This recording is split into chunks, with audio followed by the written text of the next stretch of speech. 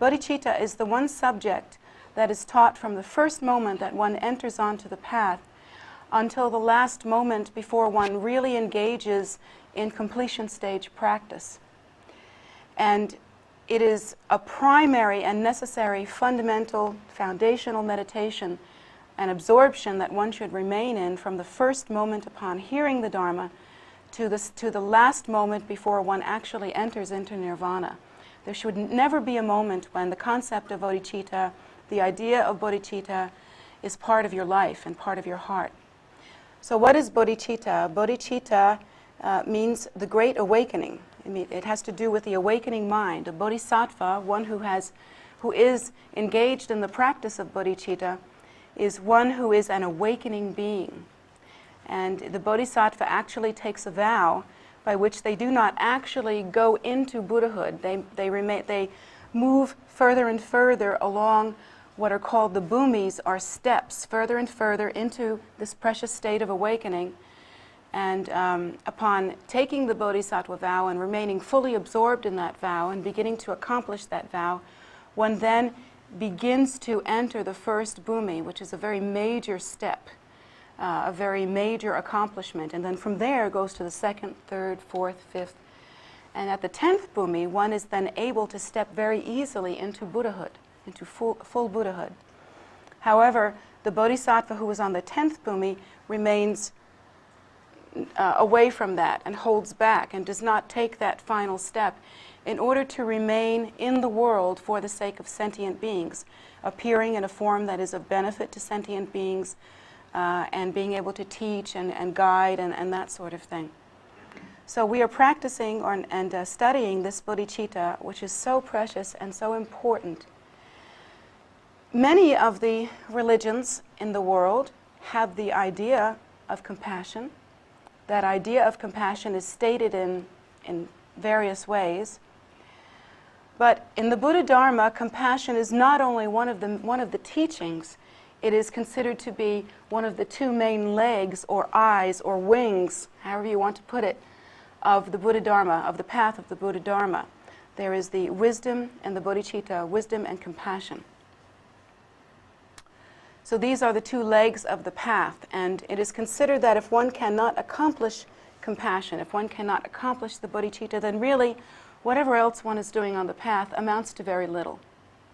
The bodhicitta is the cornerstone, it is the key, it is the essence of development, in that the bodhicitta, which is the practice of compassion, when we see it in a relative environment such as this earth, filled with material view and material phenomena, in this world of duality and relativity, when we think of bodhicitta, we think of it as a practice in order to attain, but actually in truth, bodhicitta is the very display or essence, nature of the ground of our being. Buddha nature, Buddha is not just a man, a historical man that lived a long time ago. Buddhas are not just those little statues, some of them fat little guys and some of them fancy guys like that. Buddha is our nature, and it can be considered the primordial ground of being. It is that essence self, suchness. Very difficult to describe. In fact, that once one describes the nature of Buddhahood, then one has actually left the nature of Buddhahood. It cannot be described in such a way that one remains stable in the view of Buddhahood. Because once conceptualization and discrimination actually occur, then the meaning of Buddhahood is changed. So ultimately, Buddhahood can only be understood in one's meditation practice. The closest we can come is to describe Buddhahood as being the fundamental ground of being. It is neither empty nor full. It is both. It is neither. It is neither silent nor filled with sound. It is both and neither. It is neither form nor formless, but it is both and yet neither. Buddhahood is that ultimate mystery that cannot be described in terminology that we understand, because our terminology requires duality. It requires us to separate ourselves from that which we describe, as though we were an audience. And it requires us to discriminate and conceptualize. Discrimination and conceptualization are not in accordance with the true view of Buddhahood. Because when one realizes and gives rise to that precious awakened state called Buddhahood, one cannot detect any separation. One cannot determine definition. One cannot judge where one thing ends and another thing begins. If we were to view from the point of view of that fully awakened state, as the Buddha was in when he described himself as being awake, we would not be able to determine where one being ended and another being began. That whole concept would be lost in the state of Buddhahood. Bodhicitta, therefore, while we think of it as the practice of compassion and something that we should attain to, well, we only have that idea because we are in a fundamentally deluded state, in a separated state, believing that self and other are in fact separate, believing that relative view and the view of Buddhahood are somehow separate. So that's how we view bodhicitta, as something that we do, something that we practice. But in fact, the bodhicitta is the very breath or first movement or display or dance of the Buddha nature. If the Buddha nature is like the sun, radiant in every conceivable way, then the bodhicitta can be considered like the rays of the sun. The rays of the sun cannot occur without the sun. In the same way, bodhicitta cannot occur without Buddhahood. And in the same way, Buddhahood does not occur without the rays of the sun. The sun does not occur without its rays. Therefore, Buddhahood does not occur without bodhicitta. These two are inseparable. They cannot be determined as separate in any way, shape, manner, or form other than through the dialogue of confusion, which is how we talk. Dialogue, language based on separation and delusion. So this bodhicitta is in fact then our nature, as much our nature as Buddhahood. We are in our nature this fundamentally compassionate reality. Buddhahood itself has no other capability other than that of bodhicitta. Yet it has within itself all potential, unborn, and yet spontaneously complete. This is the great mystery and cannot be understood in language. Our language betrays us in this way. Even as I speak these words, there's probably a little voice in some of your heads that's saying, doesn't add up, not possible. How can that be so? I haven't seen it, I haven't smelt it, I haven't touched it. And that's true because the five senses are extensions of our ego. And they are meant to interpret and measure our egocentric experience, about which we already have preconstructed beliefs. But Buddhahood has nothing to do with that. Buddhahood is simply the primordial wisdom ground of being. It contains all potency, all potential. It is unborn and yet spontaneously complete. How to understand that? Certainly not with the intellect. Only experientially, eventually, as one moves forward in one's practice. And the bodhicitta is like that too. Within the bodhicitta is every potential. The bodhicitta is inseparable from Buddhahood, as I've said, in the same way as the sun's rays are inseparable from the sun. It is the same essence, same nature. So within the bodhicitta, that is also our nature, is all potency, all potential, and yet the bodhicitta as well, while it is spontaneously accomplished and fully complete, is as yet unborn. When we understand the language of bodhicitta and begin to understand what it is that bodhicitta actually is and put it into our practice, at first there is a kind of distance and a kind of confusion that naturally occurs. But that occurs because we ourselves have not had that kind of experience yet.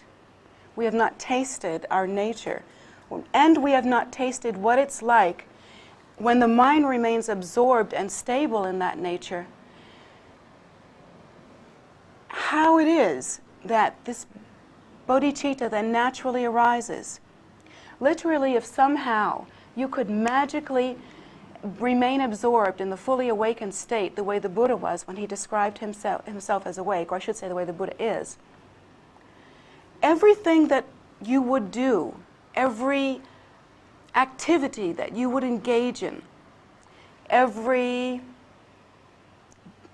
interaction with any sentient being that you would have, would naturally be completely in accordance with the bodhicitta. So the teachings that we have from the path of Dharma, from the Buddha himself, these teachings tell us that, in fact, when one has attained realization, when one has attained the state of awakening, no matter what, now this is the big if though, if one has attained enlightenment, if one has attained this precious awakening, then all of one's activities from that time forward are naturally that of the bodhicitta, no matter what they look like.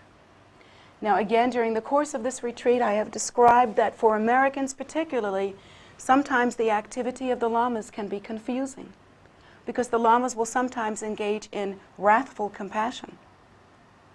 Sometimes, and this has happened to me, and I know for my students, it has happened to you as well. Sometimes the lama will see, because of the karma and the love and the concern, loving concern between the student and the teacher, the lama will see in their meditation that some terrible obstacle has arisen in the mind of the student, or in the path of the student, or in the life of the student in some way. Maybe it's an obstacle to the student's life.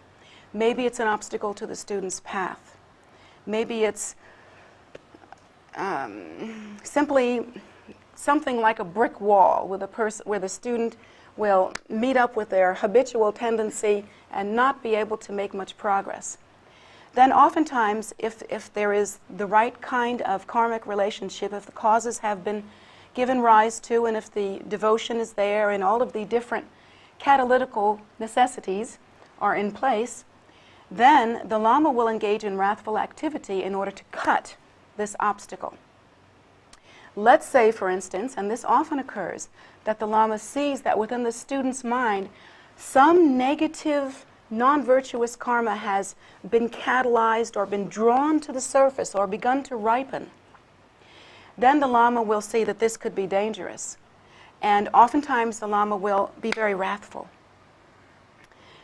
How does that work? Well, first of all, the lama will do that skillfully, in such a way that eventually the lama knows what the student's capacity is, you see. So someday, eventually, even if not at first, the student will fully understand the lama's gracious activity. And even though wrathful activity has occurred, the student will remain fully devoted, fully respectful, fully loving, and confident in the lama's kindness. That pure inner posture is a posture of true devotion, purity, spirituality in every sense of the word. That, how can you say it?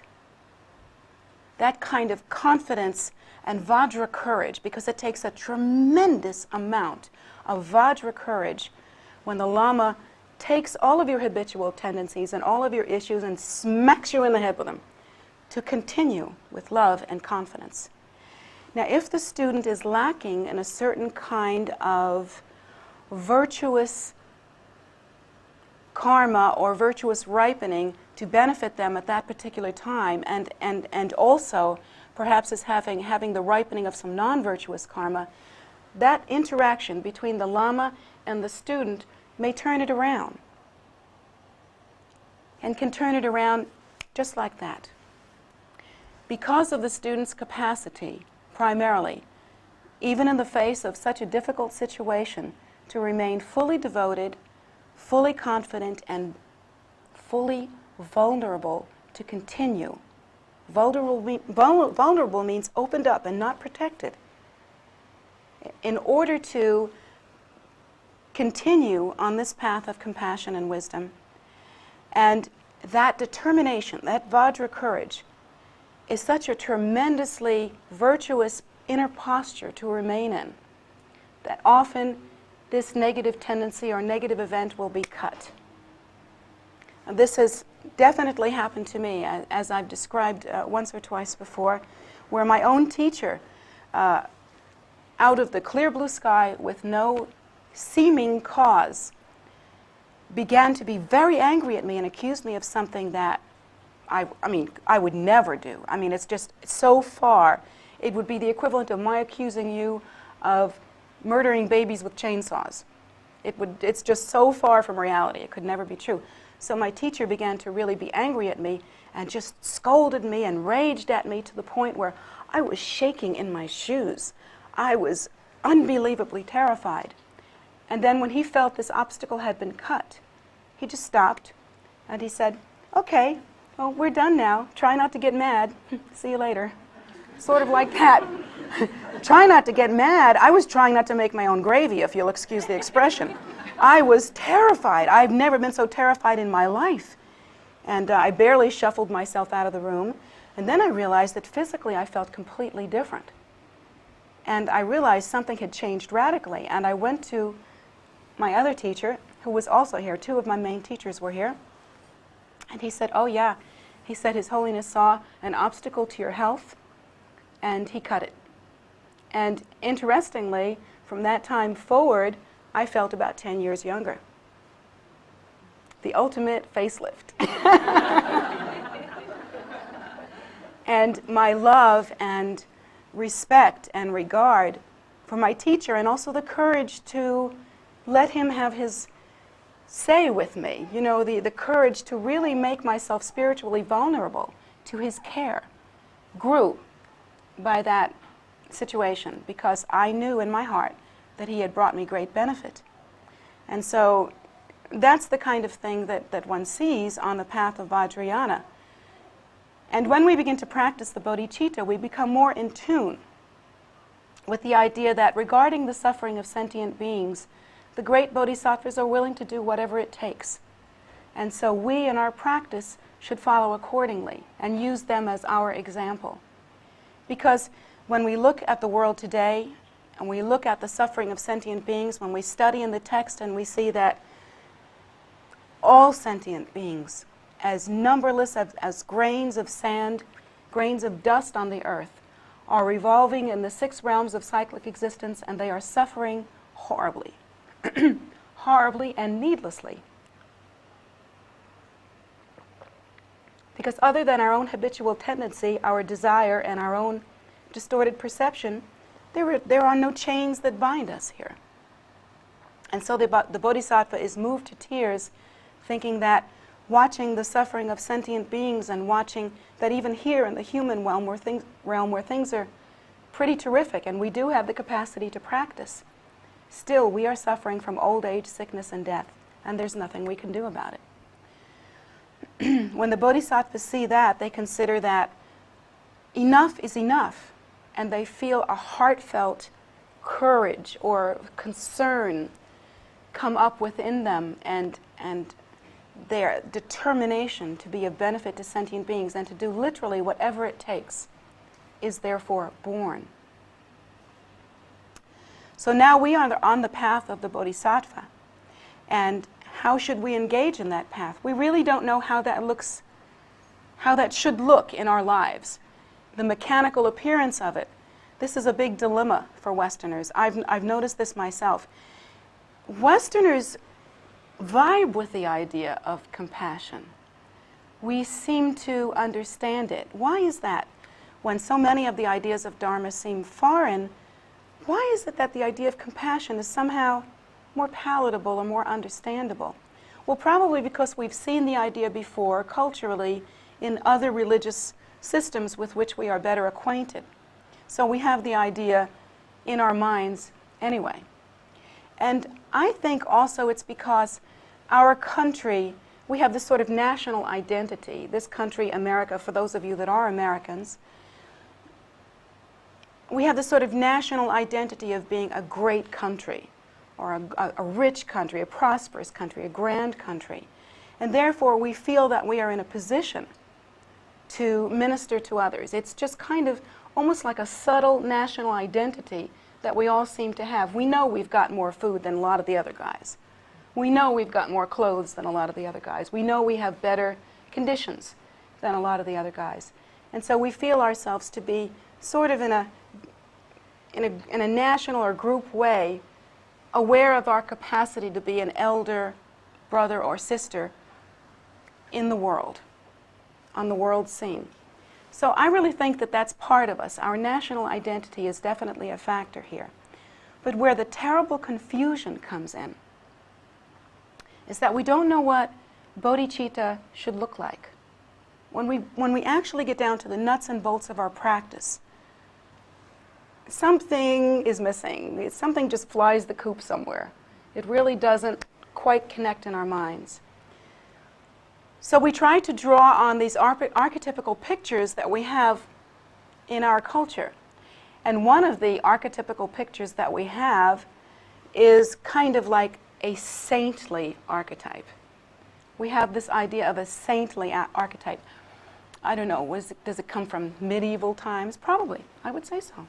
I would say that we are so slow to change some of our ideas. Not our fashion sense, no, we're pretty quick on that, and not our idea of how to get educated and how to remain current in certain things in the world, but certain subtle archetypical ideas take a long time to change. And we do have this idea that compassion should be practiced and that we would look somehow like saintly. The idea that a bodhisattva has to be something that's, well, I don't know, what did medieval saints look like? Maybe a little anemic. You know, like if you were too robust, maybe if you had a pint too much blood, you wouldn't look, very saintly. You'd just look, like Tashi over there. He's a monk, but does that look like a saint to you? I mean, look at this guy. Looks like he could belly up to the bar, knock back a few. I don't think I pass for a saint either. I think I look like a makeup expert or something, a beautician. So we have these pictures, and our saintly image is, well, somewhat anemic.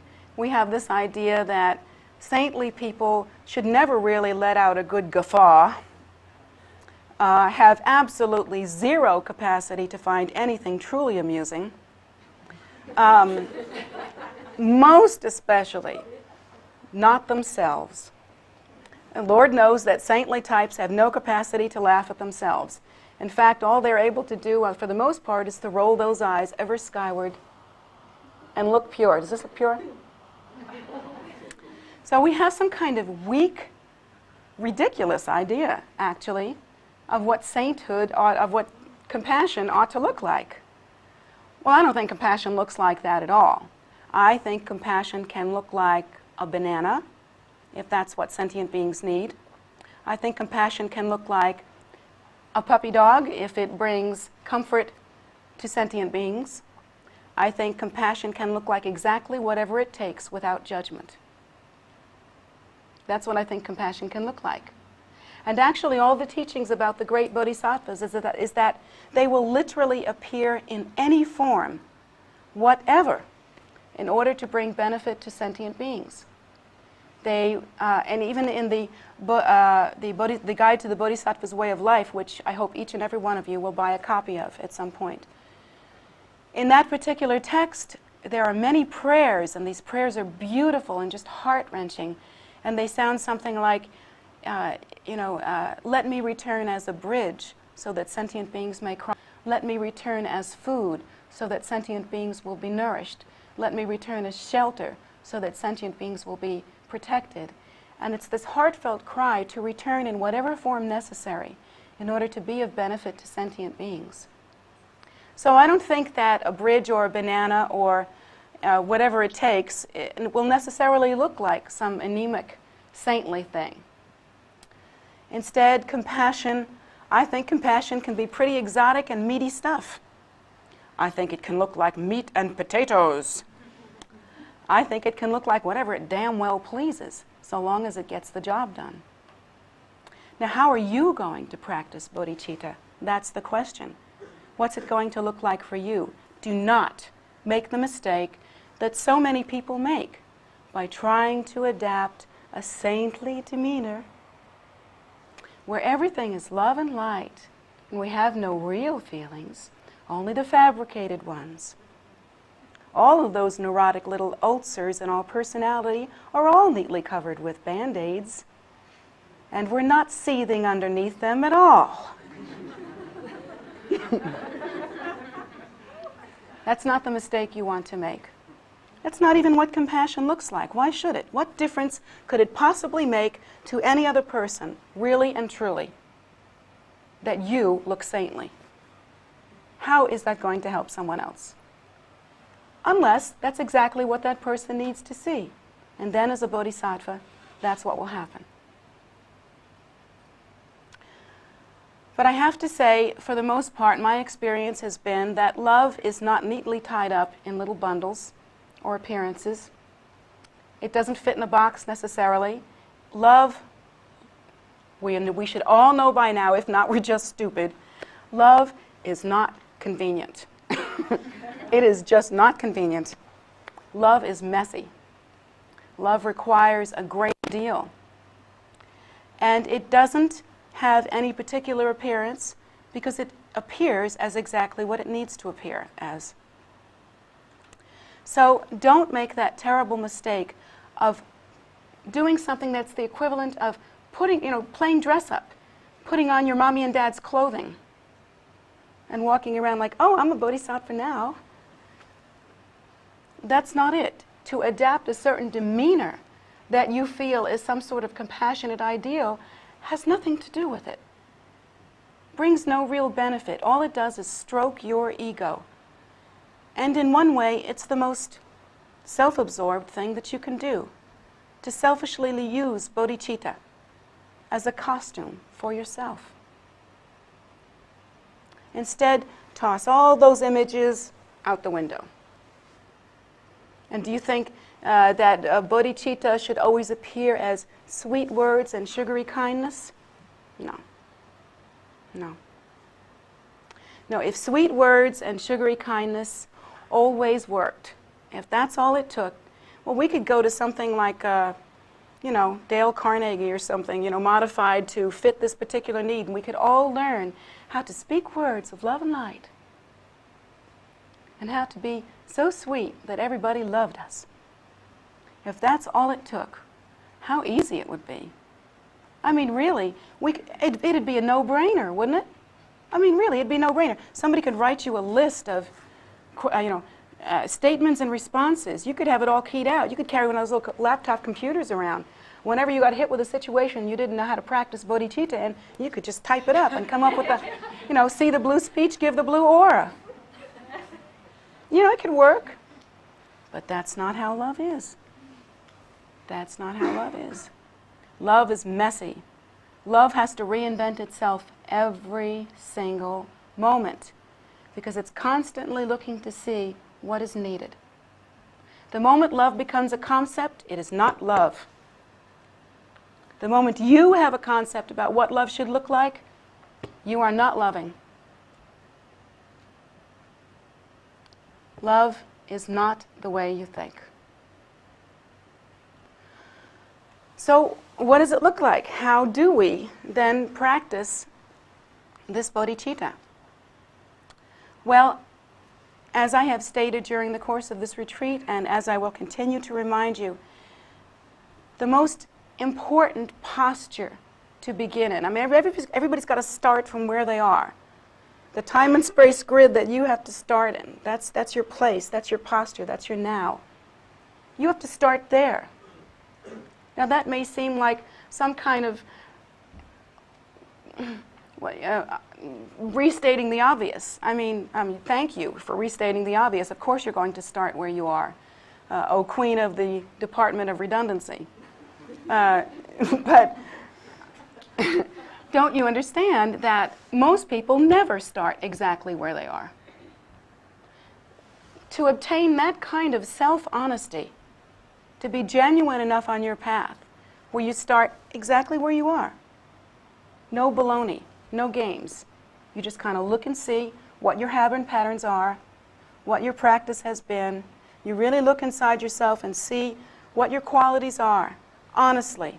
And it's not going to be good news, necessarily.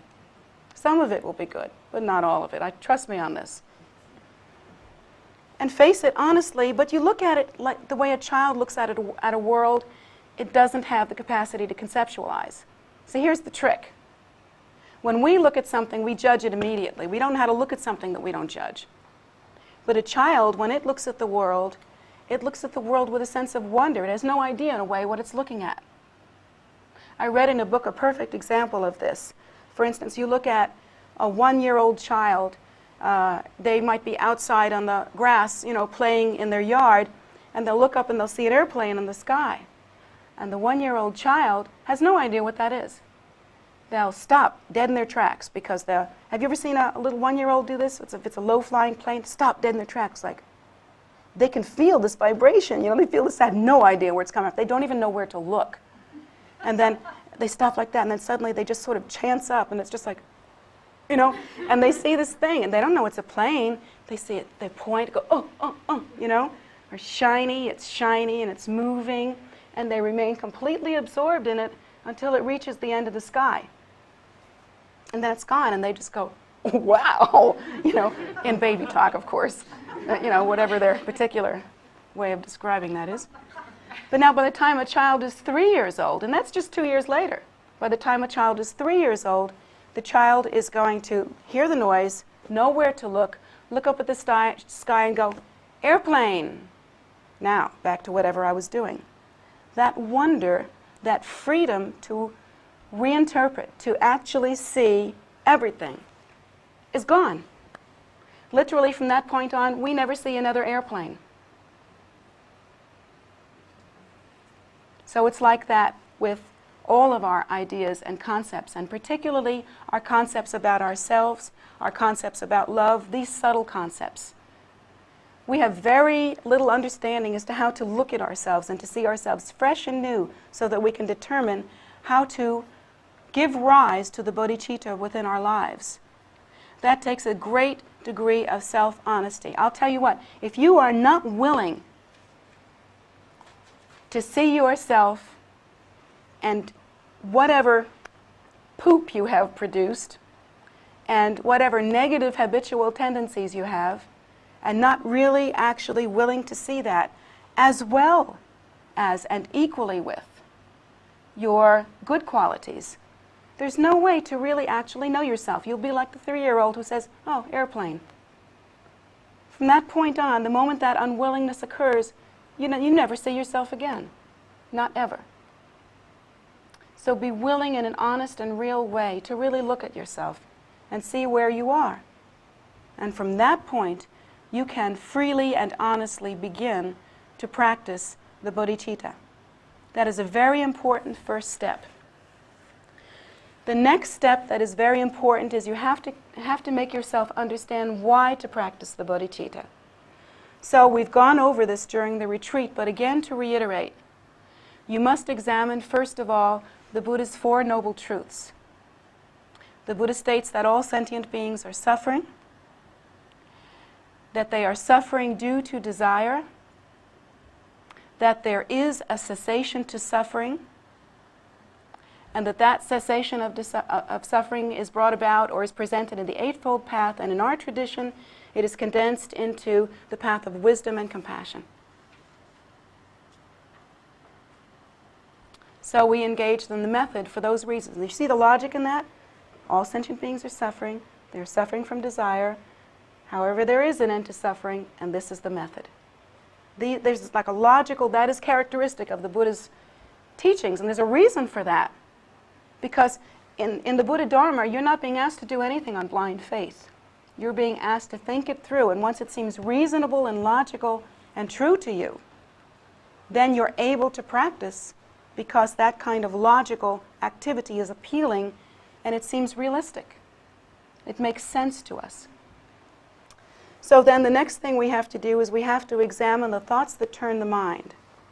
And again, these, if you're interested in hearing this, even if you weren't on this retreat, you certainly may hear the tapes of my teachings during this retreat, and you may buy them in the gift store. So that's available to you.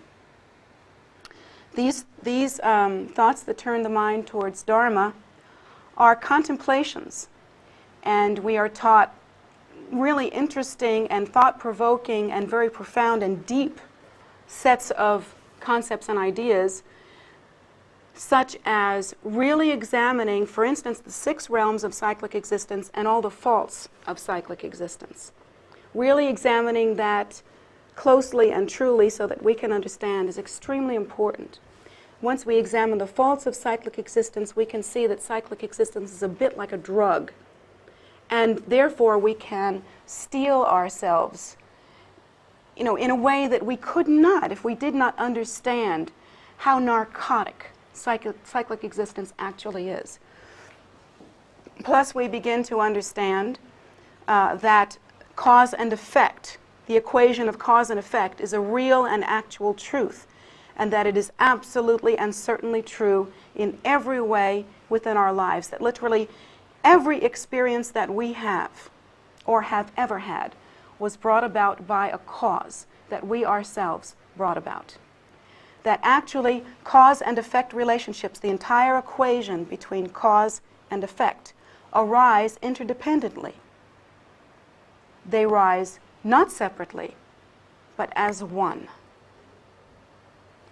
Arising interdependently means that if you have created a cause, then just as surely as anything can be sure.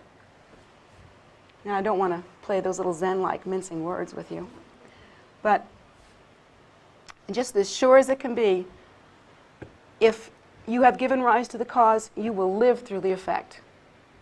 Trust me on this. It can be modified, it can be delayed, it can be subdued, it can be dealt with effectively through certain kinds of practice. But you still will realize the effect of any cause that you have produced. Now, learning that particular teaching and really examining cause and effect relationships, really examining that virtuous karma, for instance, brings about happiness and good result. Virtuous causes, rather, virtuous activity brings about happiness and good result. That non-virtuous activity, no matter how it looks at first, always brings about unhappiness and suffering. An example I want to use quickly of that is, let's say, if you stole a car. At first you might have a great time riding around in the car, but eventually that event will either ruin your life, if not this one, but in some time, if not now, then it's surely in the future, it will make suffering and unhappiness for you, and it will not be worth it. But you won't know that because you won't connect unless you have the training that cause and effect relationships are actually related. So that's another thing that we learn, again, on the Buddhist path, is the great skill, if we practice this, of thinking in full equations. Do you know that most of the suffering in our lives is because we cannot think in full equations? We think like chickens, Buck, buck, bagok, I'll do this. Buck, buck, bagok, I'll do this. Over here, this is happening. Over here, this is happening. I'll do this and this is happening. And it's all to us. It's as disconnected as whatever. We just don't get it. But the Buddha Dharma teaches us to think in full equations. So now we're thinking in full equations and we're turning our mind towards Dharma, and that is a necessary step towards really giving rise to the Bodhicitta, because we have to be able to realize cause and effect relationships in order to do this. These are mental disciplines that I'm suggesting that you engage in. You must be asking yourself, well, what has this got to do with compassion? I mean, how can this possibly make you feel more compassionate? Well, one of the things that you need to understand in order to understand how this will help is that compassion is not an emotion. Bodhicitta is not an emotion. It doesn't exist on that dense a level, if you can understand. I mean, it's just like not that dense of a thing. It's the emotional level. Emotions are actually a reaction. If you take perception, delusion, duality, confusion, samsara, hatred, greed, and ignorance, all of those things that are characteristic of samsara, and you shook them up in a jar, the bubbles that you would get, like the bubbles from soap, are roughly the equivalent of emotions. Emotion is like the result of conceptual proliferation, sort of whipped up into a very exaggerated state. That is emotion. It is reactive. Bodhicitta really has nothing to do with that. So when we begin to give rise to the bodhicitta, we do so first of all through mental discipline. And then as we begin to engage in the practice, we have some understanding of the suffering of sentient beings and why we should engage in loving concern for them. When we examine the thoughts that turn the mind, we really tune into the sufferings of samsara. We really tune in as well to the fact that we have lived so many lifetimes that literally anyone that we can see or hear or even think of or even see a picture of, we've lived so many times that it is extremely likely, in fact a sure bet, that that person has been your own kind parent in some previous life. That's how many times that we have lived. And yet, these beings are wandering in samsara just the way a bee circles around in a jar if it's caught in a jar. With no hope, no clueless, just absolutely clueless as to how to create the causes by which suffering might end. And they are wandering in this terrible suffering. Once you learn that in a disciplined way and you train your mind not to ignore that, because we like to ignore that. We like to just try to kind of surf on the sensual pleasure of the moment. We like to enjoy and try to get up as high in our daily routine as possible so that we can just surf on the moment of experience. We don't want to think about the condition of sentient beings. So this mental discipline is required in order to do so, in order to be a serious practitioner. And if you don't put in the time here, if you cut corners here, your practice will never be the same. It'll never be up to snuff. You can't cut corners here. No.